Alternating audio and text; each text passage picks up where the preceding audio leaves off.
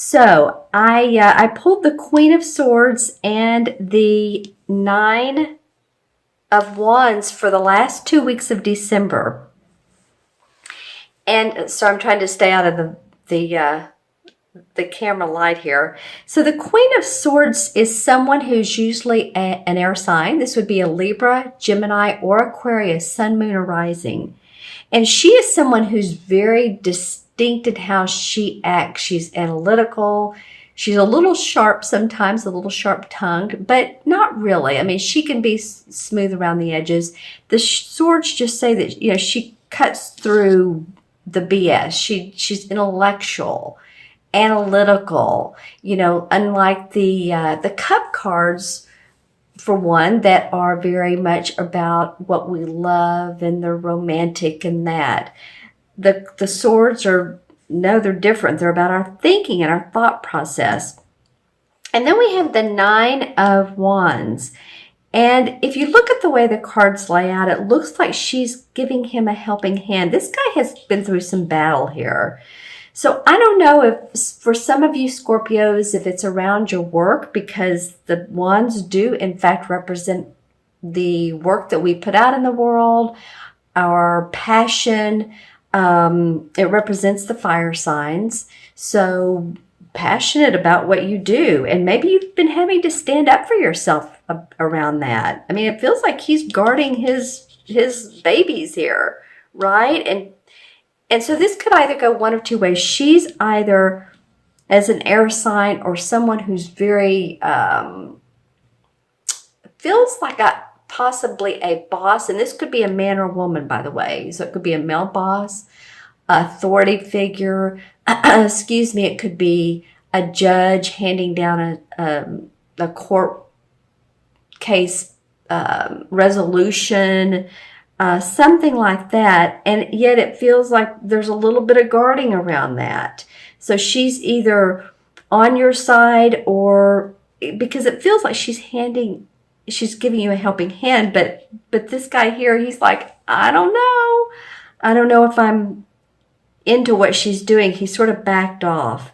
So I don't know if someone, the air sign, it might be someone's wanting to help you and help you get to your, where you want to be with your job. Maybe your job is like, I don't know if I'm, doing the right thing, or if, if I'm having to cover for myself, cover hours for other people.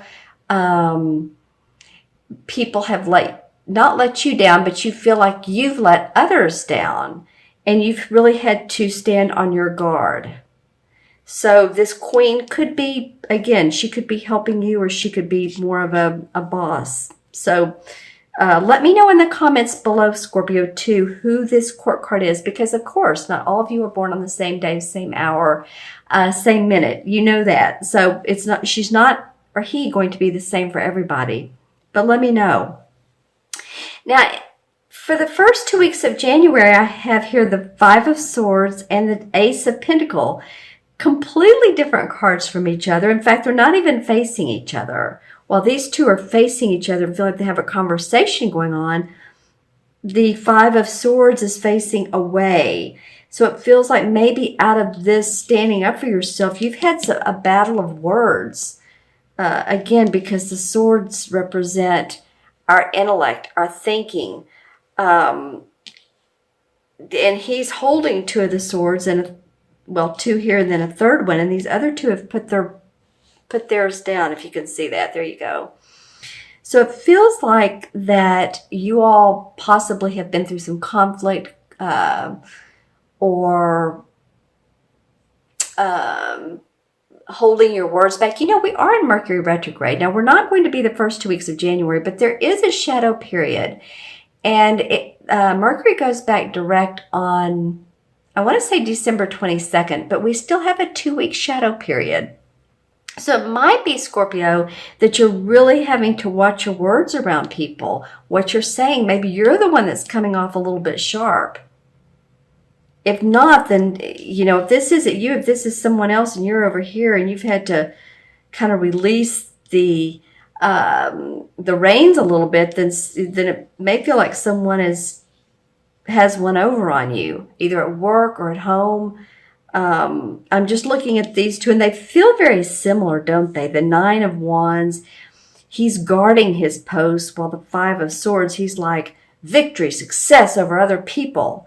So I've said that very dramatically, but that's the feel of this particular card. Now he's facing away, which makes me happy, the Ace of Pentacles. And this is a really auspicious card. It's blessings from the universe of good health, good finances, new beginnings in health and finances. And, if I guess you could look at it that, excuse me, the hand is coming out of this card. So it might be that, if you're the winner of this wit or confrontation, that there's joy and abundance that comes out of it. You see what I'm saying? I mean, it feels like there's some hiccups along the way, and this Queen of Swords she's in the mix somehow. And yet at the end, there's the Ace of Pentacles. So either you're going to receive promotion, bonus, new opportunity of growth, hear about news of, again, all those things, employment, compensation package that's really nice. Maybe around the first of the year. Now, oftentimes companies do that. They will come up with new compensation programs. So if you're in sales, for instance, and you have a certain quota, maybe they'll, arrange the package to where you can make more money, or you feel like you can make more money. Or if you are on any project where the bottom line is what counts, then it feels like that you guys might be doing okay. It's the Ace of Pentacles. I love to see the Ace cards of any of the four suits. Okay, let's see what the transition card is that implicates one month to the other. What instigates this whole thing? Okay, this is the King of Pentacles. So this is an earth sign: Taurus, Virgo, Capricorn. You have a couple people in your spread here, Scorpio. And I said Virgo almost accidentally. So this, you all let me know again if this is a Virgo person. This is someone who's very good with money, takes care of their health. They're a master at the bottom line, at their finances. They have a good profit sheet. They're in the black. They're not in the red. You can see how he's dressed well. He has his castle back here, and he's dressed nicely, and he's not overweight or underweight. He takes care of himself. He's into fitness. So it might be that any of you all that have not been feeling well, that, by the mid of January, that you start feeling well, which would be great, because that oftentimes January, February can implicate more of the cold and flu season, but maybe you're getting past that. Or maybe this is a person who's helping you in your life, and they're dynamic.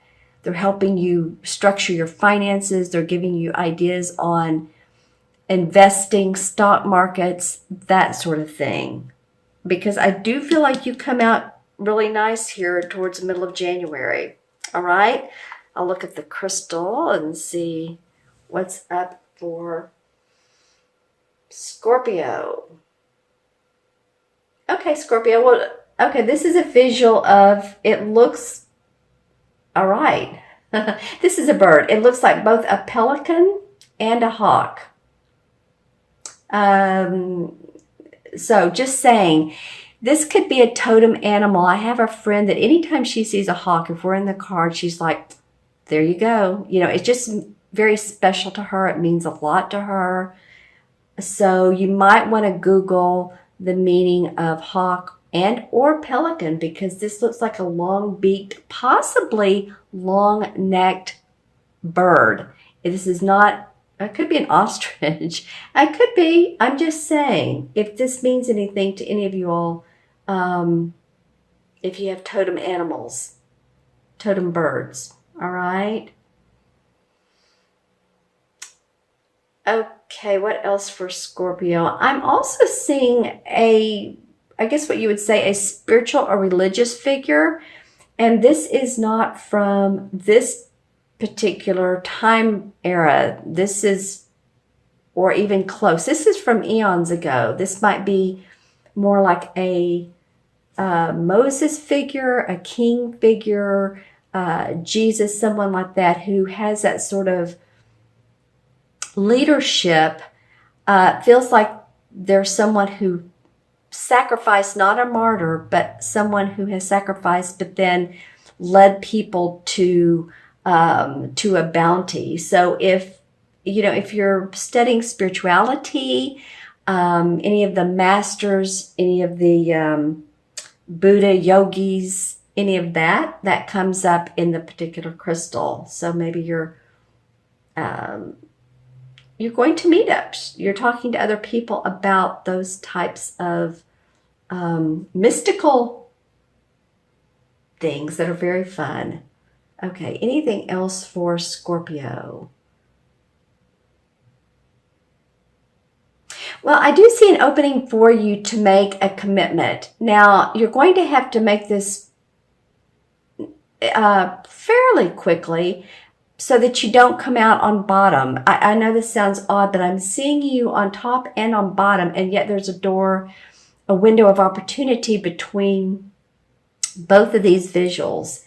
So if someone says, hey, you know what, I think you'd be great at, let's just say, putting together a thesis for me. I don't know where I got the word thesis, or a marketing program, or you'd be great on the computer at doing this or that. Think about that, Scorpio, because and I feel like this comes more in January. This might be an opportunity for you that makes you happy, that gives you a thrill. It's out of your usual work and into a different network is what I'm hearing. A different network that you haven't been associating with.